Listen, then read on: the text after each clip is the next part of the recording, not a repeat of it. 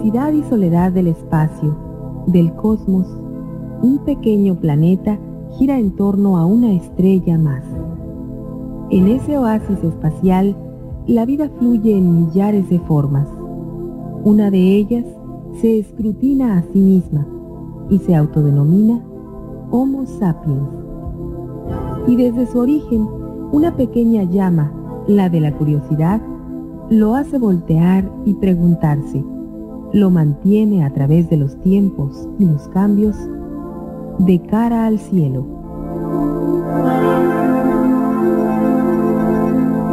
Quédese esta tarde en De cara al cielo y comparta con nosotros interesantes temas sobre astronomía.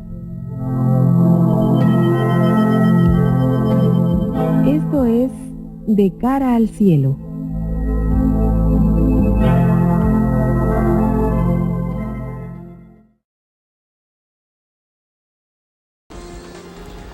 Continuamos con esta exploración del Sol a través de la celebración este año del Año Heliofísico Internacional, que fue nuestro primer tema y el cual nos ha permitido explorar desde la historia de la observación solar, el interior del Sol, la primera capa que vemos directamente, que es la fotosfera, la cromósfera, y ahora el ver la capa más externa que existe en el Sol, y que es una capa que desde tiempos muy antiguos fue observada, sin embargo no reconocida. ¿Por qué? Porque esa última capa, llamada corona solar, en la medida en que envuelve al Sol y se presenta literalmente como una corona, en mucho tiempo se pensó que era el producto de un fenómeno atmosférico, un fenómeno en nuestro planeta, en la Tierra. ¿A qué se debía eso? Básicamente a que la corona solar era visible únicamente cuando ocurrían los eclipses totales de Sol.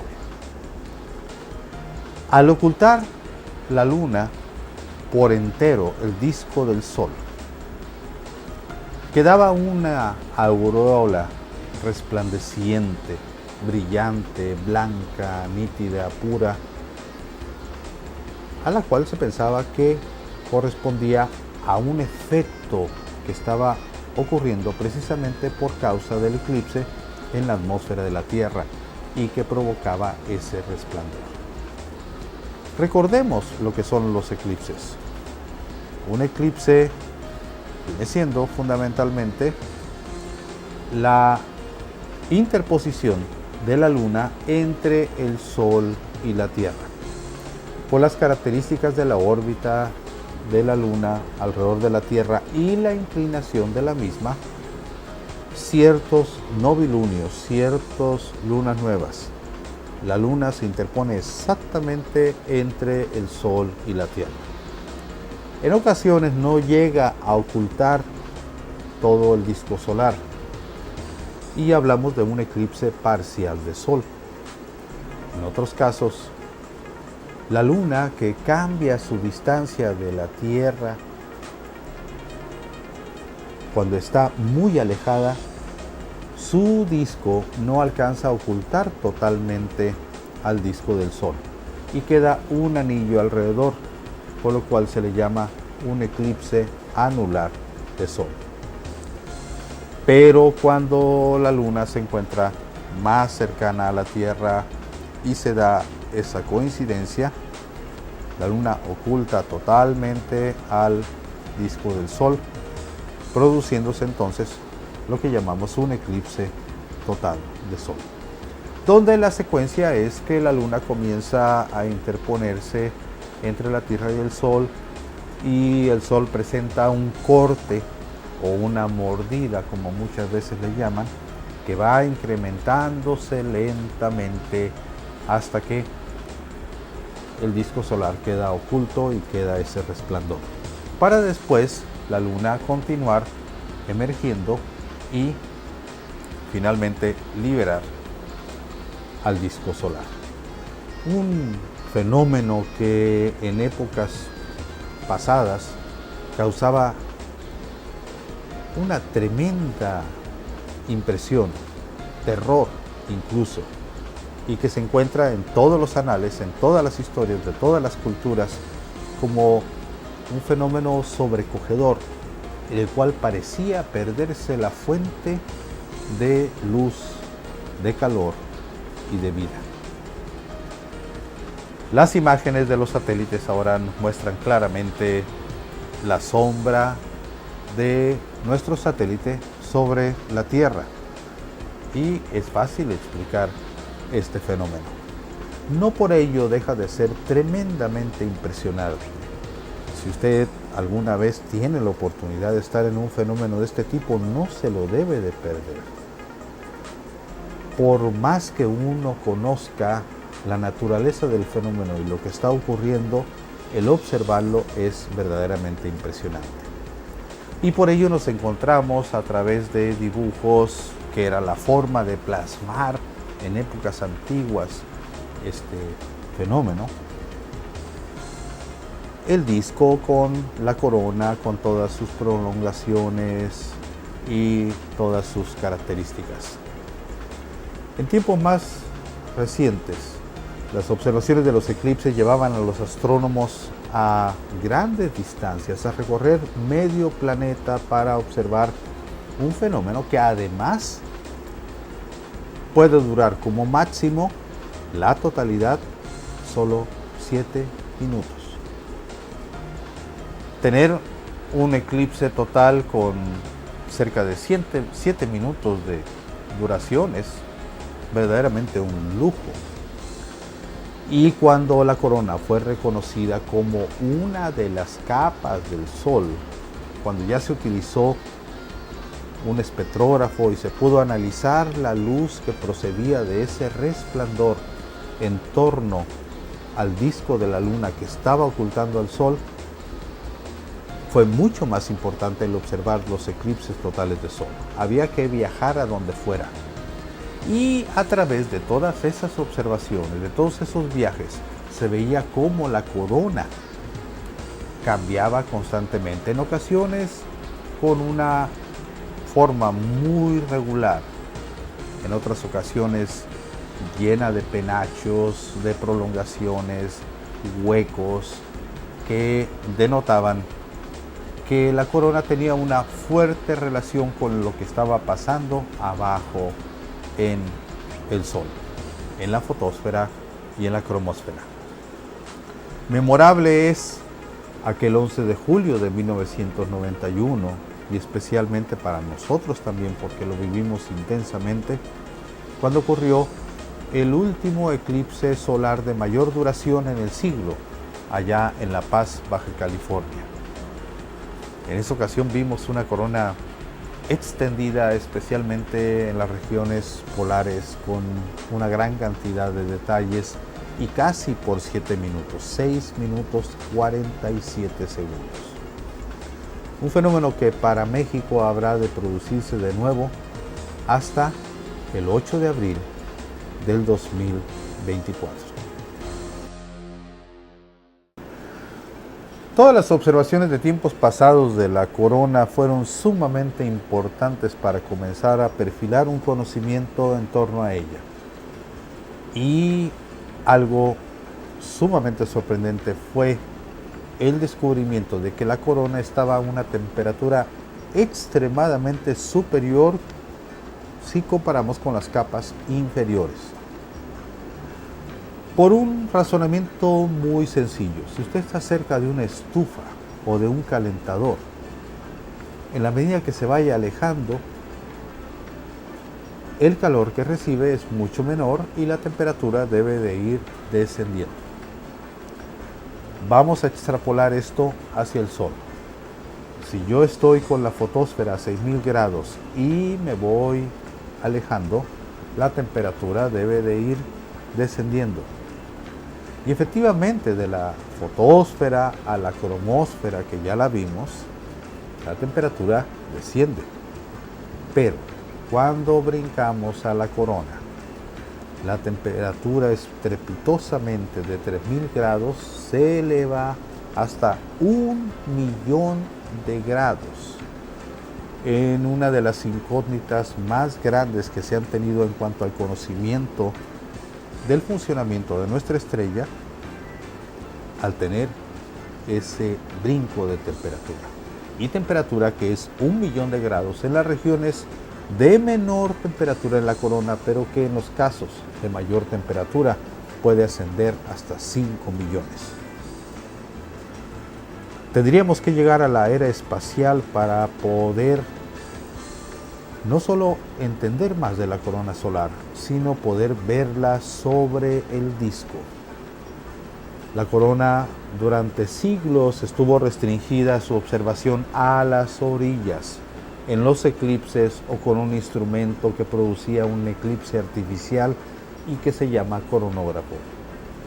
Pero la corona sobre el disco, con la oportunidad de poder asociarla con lo que estaba pasando abajo, fue hasta la era espacial. Los observatorios solares orbitales, Skylab, pero especialmente los últimos observatorios solares espaciales como lo han sido SOHO, Yoco y en la actualidad Hinode. Todas esas imágenes nos permiten asociar lo que pasa en la fotosfera con lo que ocurre en la cromosfera y lo que posteriormente se refleja en la corona solar. Por ejemplo, las regiones de manchas solares, que sabemos que emergen, crecen, se fragmentan, desaparecen y que finalmente tienen un impacto hacia la atmósfera superior del Sol. SOHO puede observar a diferentes niveles de temperatura, desde los 150.000 grados hasta 1,5 millones de grados, lo que es la parte de la corona baja, la parte de la corona menos inactiva. Pero si además asociamos estas imágenes con los coronógrafos, los instrumentos que permiten producir un eclipse artificial y que especialmente en el espacio nos dan una visión de la corona a gran distancia, las cosas son muy diferentes. Y ha sido claro en esa forma de que la corona cambia notablemente en la medida en que tenemos una variación en el ciclo de manchas solares. Recordarán que las manchas tienen un ciclo de 11 años. Y en la medida que ese ciclo va subiendo, la corona solar se va transformando de ser muy oscura, poco notable, a ser sumamente brillante, con una gran cantidad de regiones que están emitiendo un flujo importante y donde la temperatura se ha elevado. La combinación, por ejemplo, de SOHO, de diferentes filtros, a crear una sola imagen, nos permite ver acontecimientos finos que se están produciendo no solo en unas cuantas horas, sino en unos cuantos minutos. Hay gran cantidad de grabaciones que se han realizado a través de este sistema y que permiten asociar la evolución de una región de manchas solares que normalmente tiende a expandirse con la actividad que se está dando precisamente en la corona. Es así como la observación detallada de las regiones activas, que es lo que llamamos en el Sol cuando tenemos un grupo de manchas solares que está afectando la cromosfera, y la cromosfera, cuando se observa con las imágenes en ultravioleta que permite obtener SOHO, podemos ver toda esa fina variación, toda esa alternancia de los campos magnéticos, porque tenemos que recordar nuevamente que la parte fundamental de la actividad del Sol está basada en los cambios, en la modificación de sus campos magnéticos. El Sol es básicamente un ente magnético y ello es lo que va a modular la actividad de abajo hacia arriba. Hablando de abajo como esa capa inmediata que es la fotosfera, y la parte de arriba, la parte superior, como lo es la corona solar.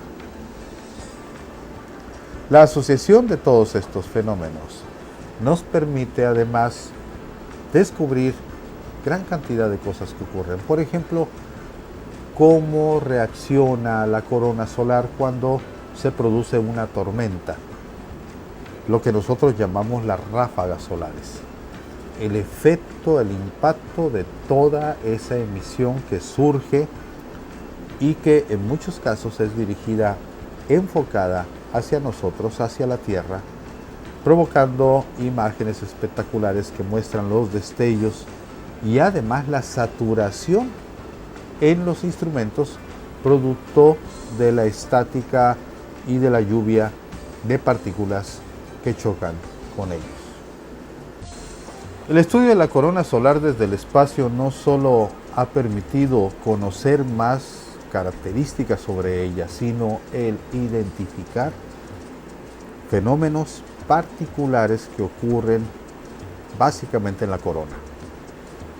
No están disociados con lo que pasa en la fotosfera y en la cromosfera, pero sí son muy especiales. Uno de ellos son las expulsiones de masa coronal. ¿Qué significa esto?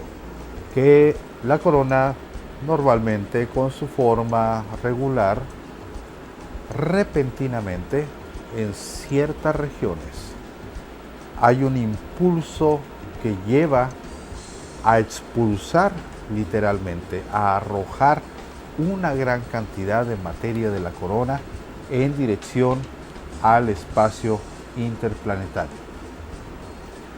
Y lo notable es que esas expulsiones de masa coronal están ocurriendo prácticamente todos los días. No están directamente asociadas con las tormentas solares o con las ráfagas solares. Hay otros tipos de fenómenos, como por ejemplo la expulsión de filamentos o de prominencias, que también provocan el empuje, esa acción dinámica que va a arrojar millones de toneladas de materia de la corona solar hacia todo el espacio donde se encuentran los planetas del sistema solar y el resto de los cuerpos. Especialmente cuando en algunos casos esa expulsión está dirigida hacia la Tierra, es evidente el empuje de partículas que rápidamente llegan y tienen un impacto sobre nuestro ámbito magnético, el de la Tierra. En cambio, cuando las expulsiones son en otra dirección, simplemente las vemos emerger, pero no hay ese efecto de estática que es claramente invisible en imágenes como las que obtiene constantemente el Observatorio Solar Heliofísico. SOHO, a través de más de 10 años, ya 12 años de observaciones, nos ha brindado toda una perspectiva diferente del comportamiento de la corona. No solo la corona baja, que es la que se observa en los niveles de ultravioleta, sino la corona alta, que es la que se puede observar a través de los dos coronógrafos que tiene SOHO como parte de su instrumentación. La asociación entre las imágenes de baja corona con las imágenes de alta corona nos llevan a tener un panorama diferente. Y durante 10 años, otra sonda dedicada a la observación del Sol, japonesa, Yohko, de 1991 al año 2001, nos brindó la mejor información de la corona observándola en rayos X. Todo cuerpo que tenga una temperatura mayor de 1.000.000 de grados va a ser fácilmente observado en rayos X. Y Yoko nos brindó también la oportunidad de estudiar con mucho detalle otro de los fenómenos importantes en la corona, que son los hoyos en la corona solar. Esos hoyos se manifiestan como aberturas, como huecos. La corona no es uniforme, no está envolviendo todo el sol. Los hoyos coronales tienden a persistir en las regiones de los polos del sol, pero también, dependiendo de la época del ciclo, esos hoyos se extienden, sobrepasan el ecuador y muestran grandes aberturas de donde surge el viento solar de alta velocidad. Velocidades de 750 kilómetros sobre segundo comparadas con los 400 kilómetros que normalmente está emergiendo esta lluvia de partículas. Los hoyos coronales tienen una asociación importante con las regiones activas, las evaden. Donde hay regiones activas no habrá hoyos coronales, estarán normalmente en el otro hemisferio del Sol. Y también existen los hoyos coronales aislados, aquellos que no tienen una conexión con los hoyos polares. Ese ha sido uno de los temas de mayor estudio, de hecho, en el área de astronomía de la Universidad de Sonora.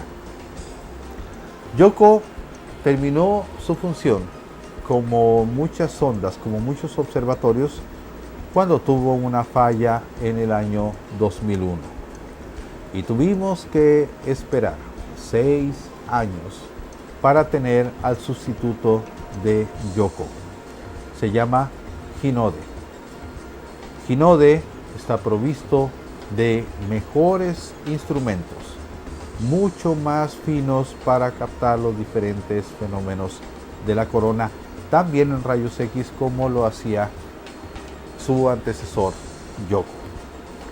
Las primeras imágenes de Hinode que se lograron en meses recientes nos muestran con mucha claridad, con mucha definición, no solo los hoyos coronales, sino que también otras características. La tercera que vale la pena mencionar, como son los puntos brillantes de rayos X.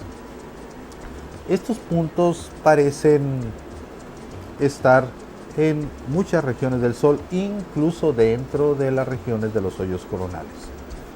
Y durante los últimos 20 años han sido exhaustivamente estudiados, ya que pueden ser un elemento de compensación entre las manchas solares y los puntos brillantes.